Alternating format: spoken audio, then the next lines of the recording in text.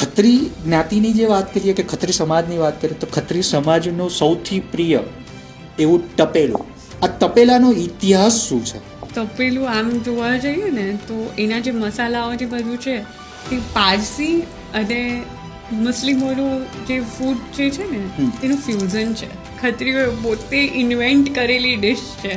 જે તપેલું બનાવે છે ને તેને તપેલા માસ્ટર કહે છે, કારણ કે તપેલું નામ જ એટલે પડ્યું છે કે ખાસું મોટું હોય ને ચૂલ પર બનાવવામાં આવે છે.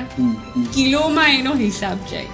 તમે ઘરે આટલી તપેલીમાં બનાવો તો એ નહીં બને, એ સ્વાદ નહીં આવે. મેં એવું પણ સાંભળ્યું છે કે તપેલાની અંદર એમ કે દારૂ નાખે તો એનો ટેસ્ટ હજુ વધારે એનહેન્સ થાય. આ વાત સાચી? હા, ઘણા નાખે છે. હા, કે આ તપેલું છે ને સુરતમાં જ બને.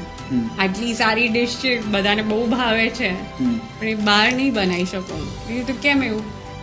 તો એમણે કહ્યું કે હું અહીંયાથી કશે વલસાડ કે નવસારી સુધીનું હોય ને તો એકવાર કામ લઈ લઉં, પણ હું છે ને પાણી અહીંથી લઈને જાઉં છું. સુરતના પાણીની સાથે તપેલું જે બને છે તે તો જ આવે છે એવું કહે છે.